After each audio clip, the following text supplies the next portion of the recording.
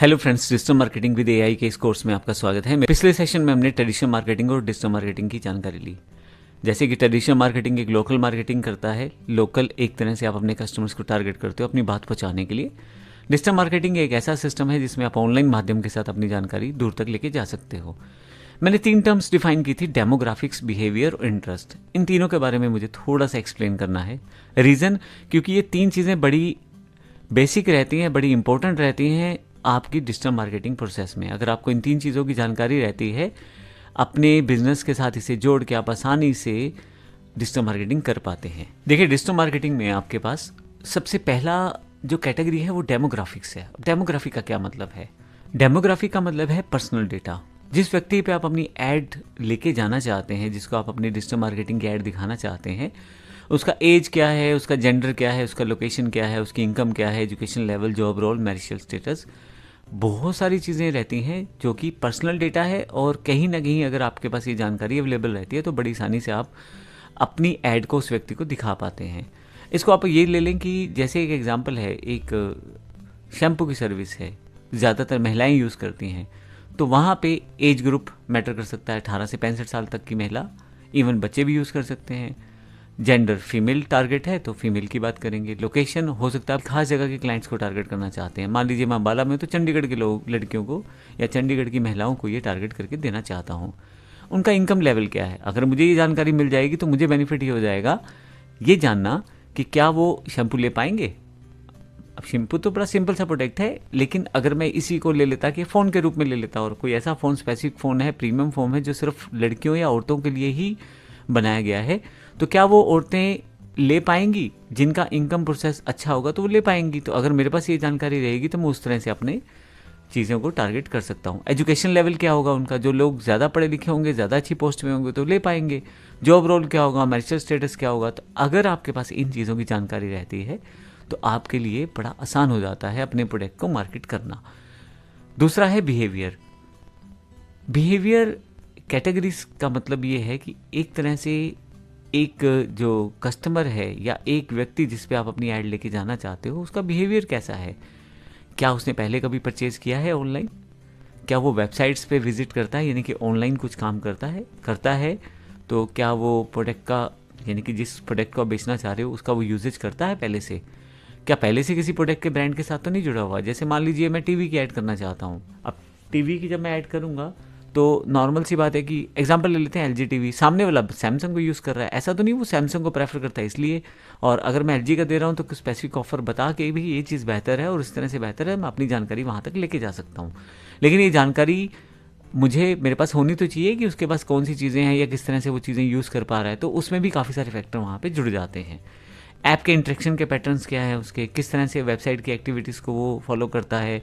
तो कुल मिला के अगर ये जानकारी रहेगी, वो पहले से परचेज़ करता रहा ऑनलाइन, तो मेरा बड़ा अच्छा क्लाइंट बन सकता है वो। फिर वो टीवी का शौक़ रखता है, आजकल टीवी ढूंढ रहा है, मान लो उस पर टीवी नहीं है तो टीवी की वो एड्स को सर्च करता है, तो फिर मेरे लिए एक पोटेंशियल कस्टमर है वो।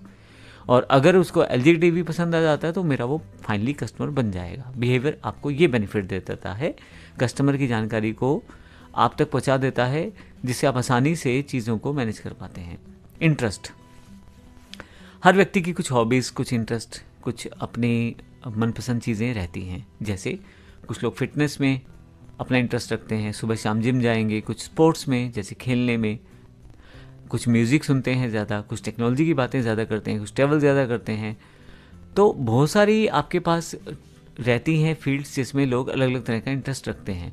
अब इसको ऐसे ले लें कि मान लीजिए मैं बैडमिंटन खेलता हूँ, अब मेरे पास कोई ऐड क्रिकेट की आ रही होगी तो मुझे कोई फ़ायदा नहीं है उस ऐड का, क्योंकि मैं तो बैडमिंटन खेलता हूँ।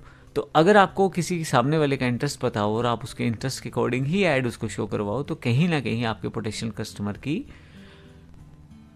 कनेक्टिविटी बढ़ जाएगी और कहीं ना कहीं वो आपसे परचेज़ करेगा, चाहे अभी परचेज़ कर ले या फ्यूचर में परचेज़ कर ले। तो ये 3 चीज़ें हैं, डेमोग्राफिक्स, बिहेवियर, इंटरेस्ट। मैंने इसलिए बताई हैं कि ये टर्म्स बार बार यूज़ होंगी। आप बड़े आराम से इस पूरे प्रोसेस को समझें, क्योंकि जो नेक्स्ट सेशंस आएंगे उनमें ये टर्म्स यूज़ होगी जब हम प्रैक्टिकल पॉइंट पे जाएंगे। फेसबुक है, गूगल है, दोनों लगभग इसी तरह की चीज़ें यूज़ करते हैं डेमोग्राफिक्स, बिहेवियर और इंटरेस्ट के रूप में, और सारा डेटा उनके पास पहले से ही फीडअप रहता है।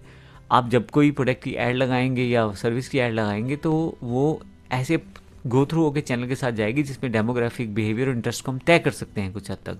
जैसे फेसबुक की एड कैंपेन पे मैं तय कर सकता हूँ कि मैं कौन सी एज को अपना प्रोडक्ट दिखाना चाहता हूँ। मैं ये भी तय कर सकता हूँ कि क्या उसने पहले कभी कोई प्रोडक्ट लिया है। मैं उसका इंटरेस्ट वाइज भी उसको टारगेट कर सकता हूँ। अब इसको मैं थोड़ा सा इजी वे में आपको समझा देता हूँ। देखिए यहाँ पे हमने ना कॉलम वाइज रख दिया है डेमोग्राफिक्स, बिहेवियर और इंटरेस्ट को। सबसे पहले एस्पेक्ट क्या है, फोकस, हमारा फोकस किस चीज़ में है, यानी कि डेमोग्राफिक्स क्यों, वो पीपल आर, लोग कैसे हैं, कौन है, क्या एज है, क्या उनका काम है, क्या एजुकेशन है, ये जानकारियाँ आप डेमोग्राफिक से ले सकते हो।